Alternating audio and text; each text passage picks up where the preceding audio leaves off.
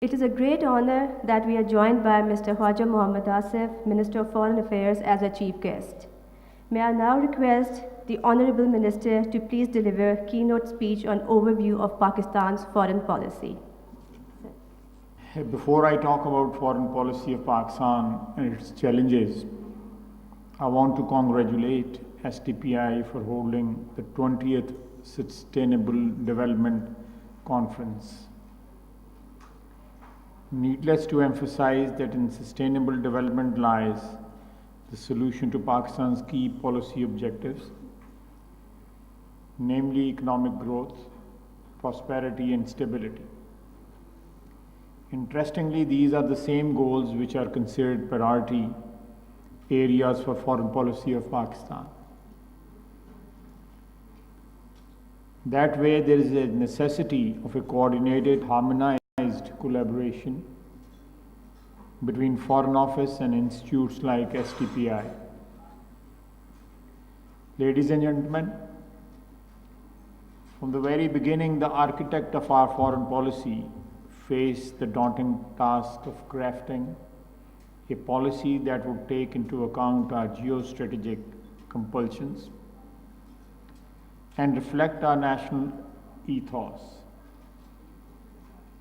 Pakistan foreign policy is guided by the vision of Quaid Azam, Muhammad Ali Jinnah, who himself was cognizant of the link between development and peace at large. He set the direction for this for us in these words.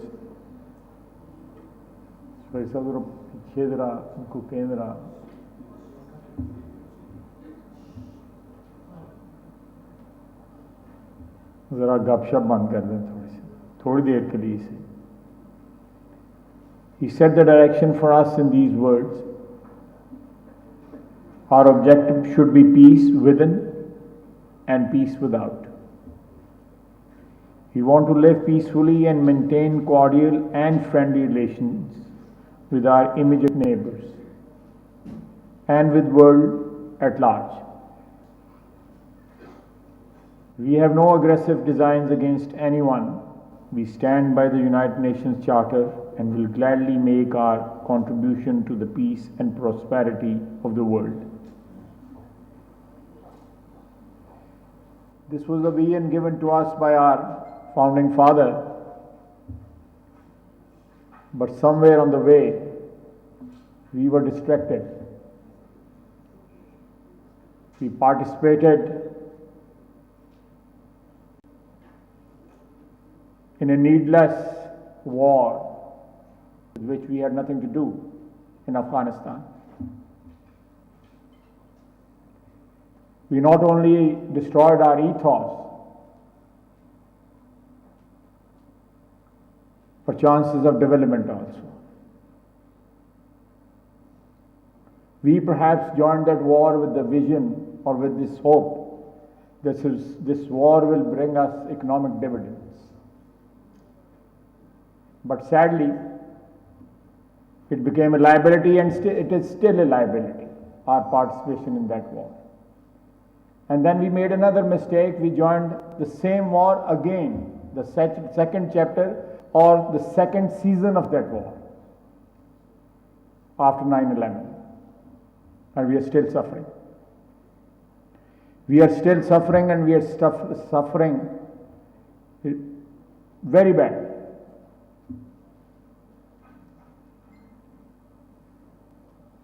Struggling to survive.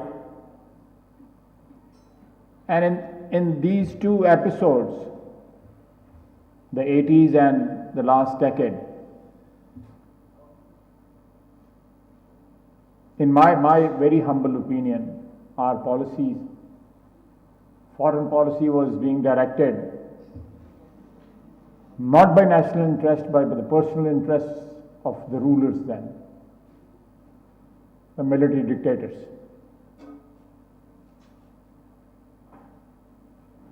And today, we are left with the debris of those two wars, and we are trying to manage the debris.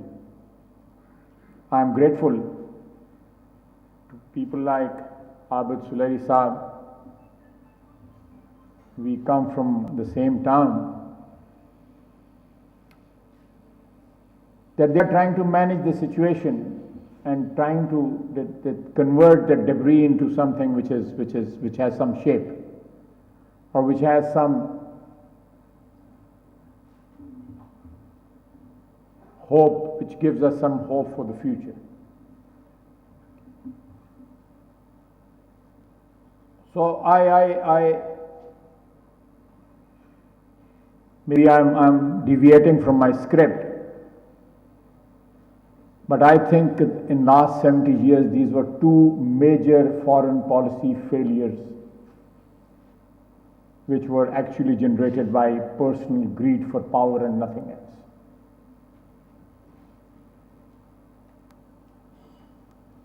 And now 210 million people are suffering for that. The debris includes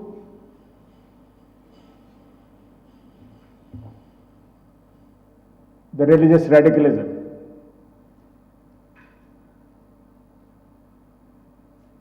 the consequences of which we faced just last week. And the saga continues. There is no end to it in sight, in my opinion. So talking of development, and that also of sustainable development, it's a very brave thing to do under the circumstances. I must commend my friend Khawaja Asif, and I must commend Mr. Harun also sitting in front of me. So with this background, with this colossal mistakes of our past, we move on. I'm not spreading gloom, or I'm not spreading hopelessness. We have our friends from abroad also, our friends, our well-wishers. I have Excellency, the Ambassador of Italy, my good friend, is here. And lot many other friends. But I've deviated from the script because I wanted to give you my personal analysis of, we talked, I think Khawaja Asif talked, or the lady who introduced, of history.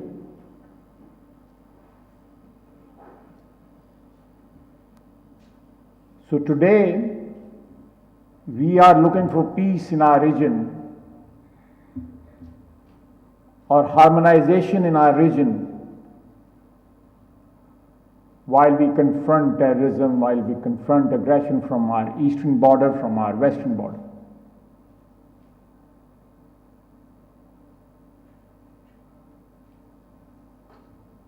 So under these circumstances,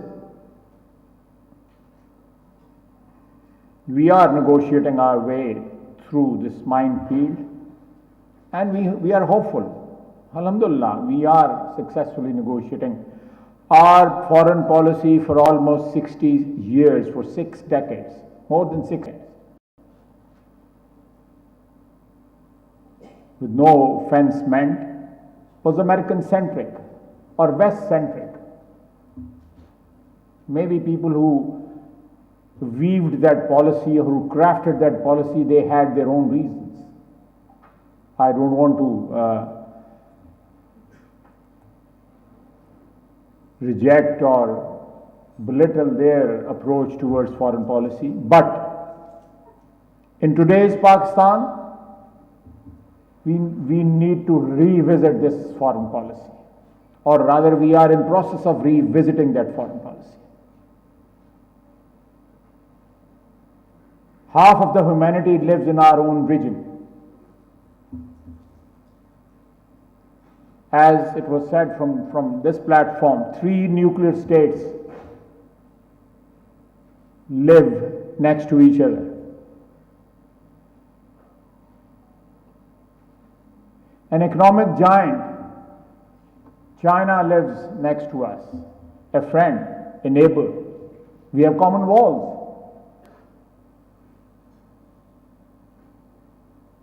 We have Russian Federation next door, a formidable power. We have Iran next door, a long border with a country which has been defined against in the face of adversity, against all odds. We have a war going on next door in Afghanistan, which is a common war. We share the adversity, we share the pain, we share their anguish.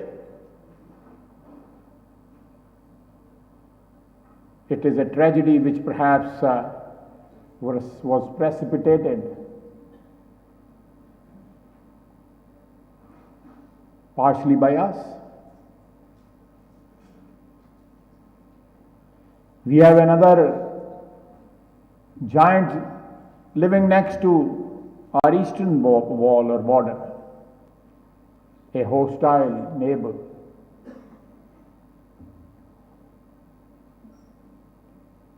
For we live in, as the Chinese say, my good friend is there, we live in interesting times.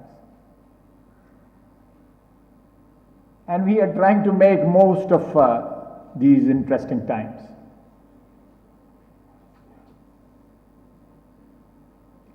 The major breakthrough in last 3-4 years, in my opinion, has been CPEC.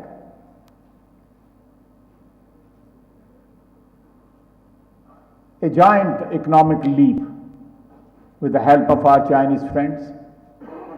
There are detractors of this effort also, people who differ from us. But I think we have done well as far as CPEC is concerned. The fruits of CPEC have already started coming. On 65% of the feeders, the load shed has become zero. That's a huge dividend under the circumstances which we inherited in 2013. It's a long way from the brownouts and the blackouts of 2013, 12 and 11 and 10. We have a dependable power supply today in Pakistan. The connectivity, the road infrastructure, the rail infrastructure, this will all come through because of CPEC.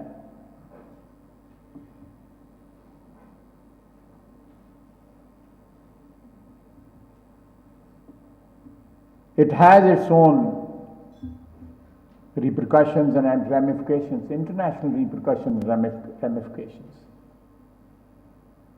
Some of our neighbors, some of our friends, they have their reservations and they have their own opinions as far as CPEC is concerned. But in my personal view, as previously Minister of Water and Power, because the mainly investment coming through CPEC is in power sector.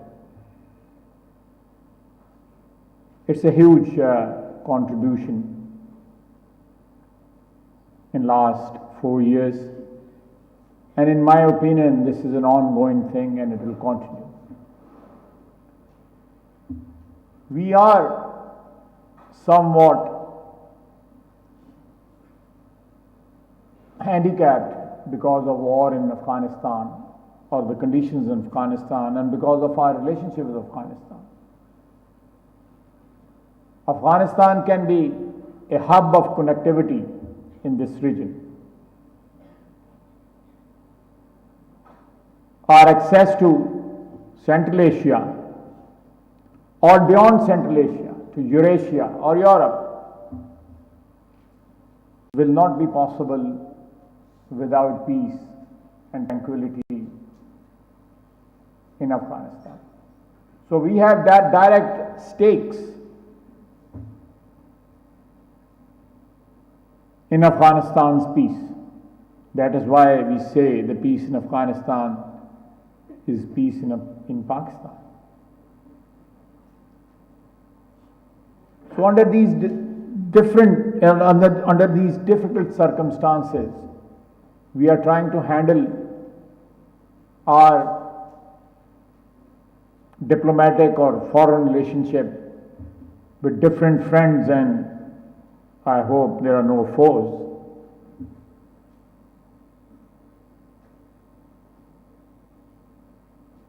And give a meaning to our foreign policy.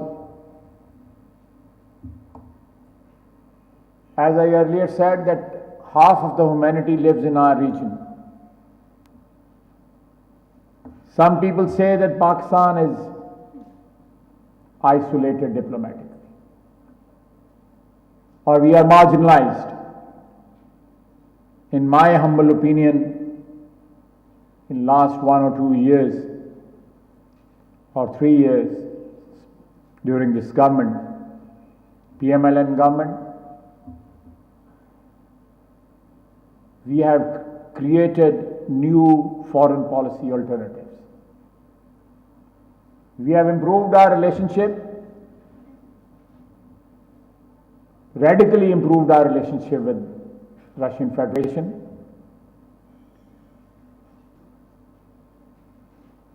In our great relationship with China, we've added new dimensions to it. We have given new meanings to this relationship with China.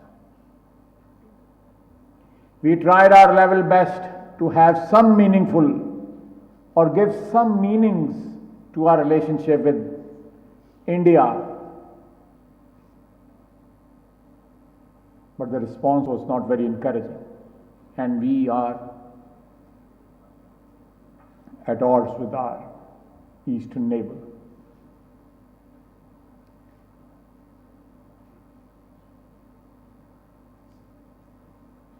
A time came in 2014 when there was a pressure, temptation. We could have faltered, but we did not participate in the Yemeni war. I think after a long time, we took a wise decision as far as our foreign policy was concerned. The pile of mistakes which we made over the last 3-4 decades was somewhat corrected or rectified. Despite that decision, our foreign policy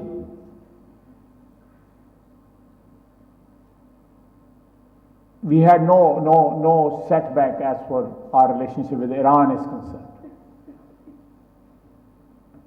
Iran is a friend. We have a long border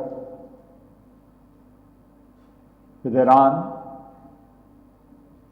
a depth of history spanning over 2-3 millenniums or maybe more.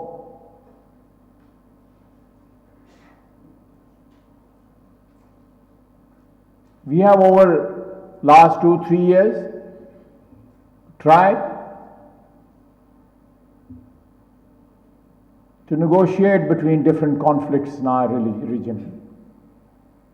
The Qatari versus other members of GCC, the Yemeni, Saudi Arabia versus Iran. Though we did not achieve any major success, but at least we maintained, or we were able to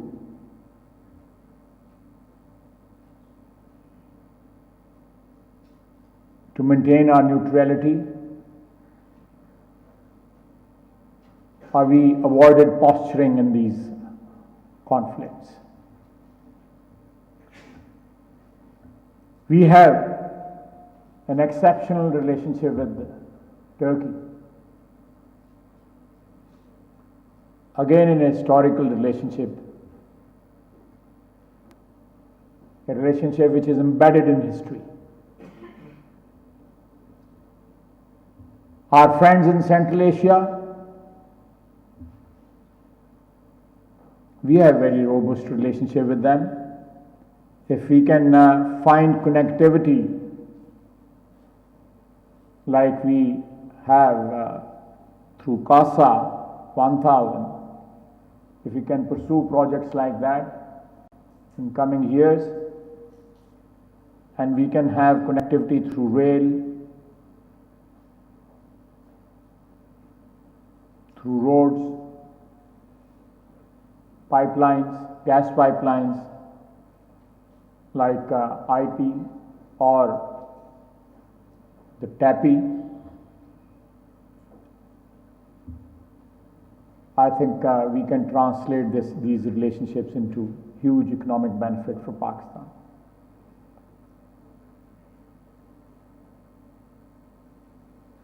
To me, foreign policy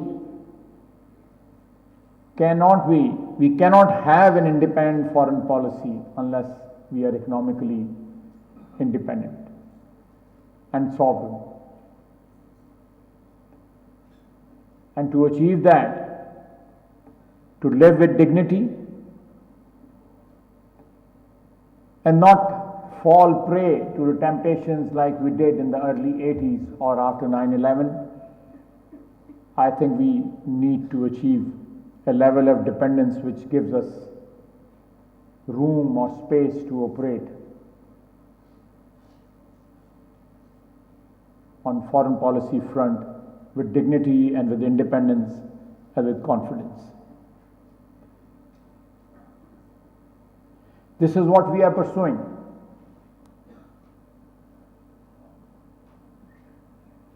As Qaid said, the objective should be peace within and peace without. Peace within, as some criticized me, some complimented me when I said that we have to put our house in order. So our house is in disorder. It was demonstrated 2 weeks back, amply demonstrated.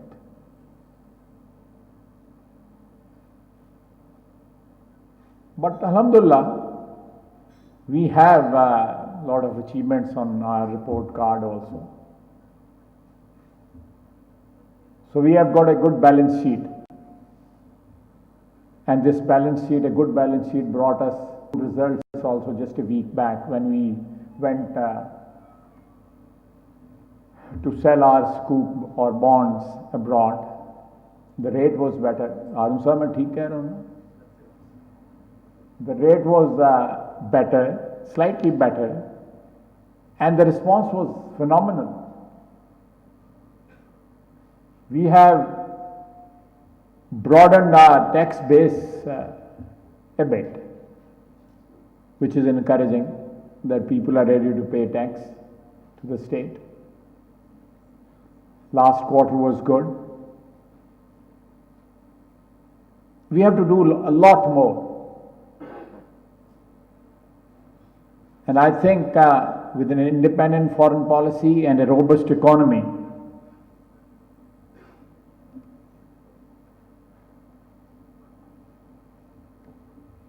and with better relationship with our regional powers, not at the expense of our relationship with West or US. They are our biggest trade partners. The EU's ambassador is here, Excellency. And the relationship, economically speaking and otherwise also, is very important, very crucial to us. We strive to convert our outposts, the diplomatic outposts, to convert them into economic outposts, trade outposts. That is a culture which we have to create.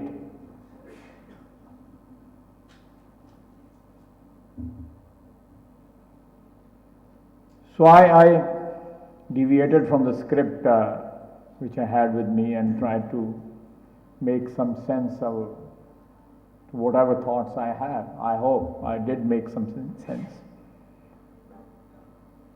But let me re-emphasize that our priority, again I would say, not at the expense of jeopardizing our relationship with any other country or with any other friend,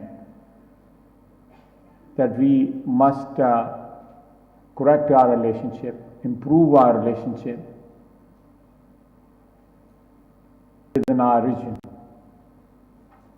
Peace in Afghanistan is extremely important to us. We are almost on all the platforms or forums from where the peace in Afghanistan is being pursued. Our participation is with total sincerity, with total commitment. Our friends in US, they have some problems. I'll not go into the detail. But we had a good interaction or interchange between the visitors from US yesterday. I think they have to understand Pakistan's position not through the prism of Afghanistan. They have to understand our position in the prism of our bilateral relationship spanning over 7 decades. That is the way they should analyze or they should appreciate the relationship between our two countries, United States of America and Pakistan. I would again request the EU to not evaluate their relationship with Pakistan through the prism of their involvement in Afghanistan. We have a historic relationship, a very good relationship, a very robust relationship, and it should not be evaluated through in the backdrop of what is happening in Afghanistan. I think after Afghanistan, the biggest stakeholder in peace in this region or in Afghanistan is Pakistan.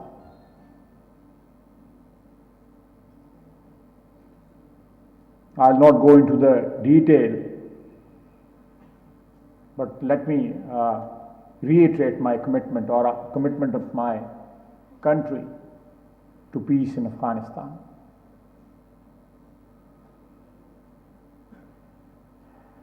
We want peace with India also.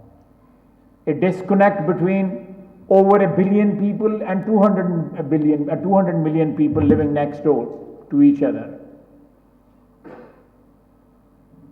It is incomprehensible. It is something which one cannot comprehend, cannot understand.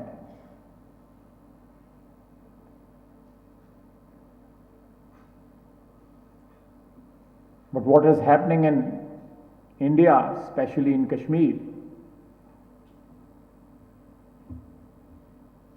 the biggest stumbling block between normalization of relationship between India and Pakistan.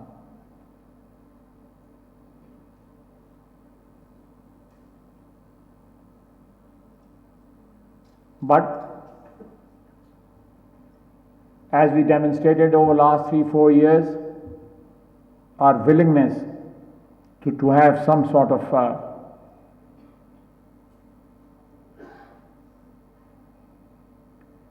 semblance of respectability to this relationship, or at least some sort of civility in this relationship, which was not responded well. We have almost 200,000 soldiers on our western border, 100,000 on LOC and working boundary. A country with limited resources, half of our army is committed on 2 fronts. We have come a long way from the days when we had blasts every day. We had terrorist attacks almost every day in our urban centers, in our mosques, in our places of worship. Indiscriminate. Children, funerals, schools, sports stadiums. We have come a long way. It has been a costly struggle, and we are still struggling.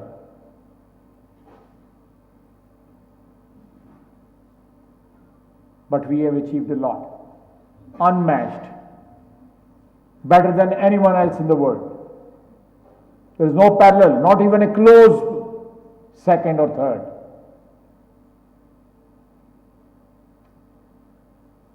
That signifies one thing. The world must ponder upon this thing. Our commitment to peace and our commitment to war against terror has been demonstrated. It has been demonstrated over the last 3-4 years, and it has proved results. In my humble opinion, the people who are pursuing peace through military means elsewhere in our neighborhood, including Afghanistan, Iraq, Syria, otherwise, other places, other theaters of war. If someone has commitment like Pakistan has in war against terror, I think they will also meet the same success which we have achieved to a large extent over the last 3 years. So I think there is a difference, or there is definitely variation between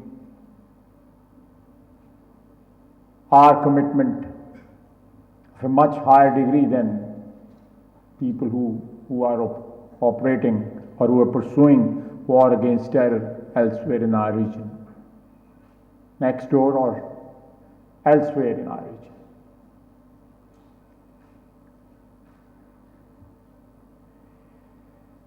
So with this, if you can call it overview, or what we intend to do or what we intend to pursue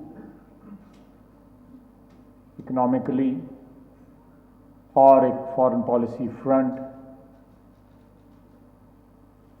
Alhamdulillah, I think with all the handicaps we are still doing well. We have done well and we'll do, inshallah, better in coming years, and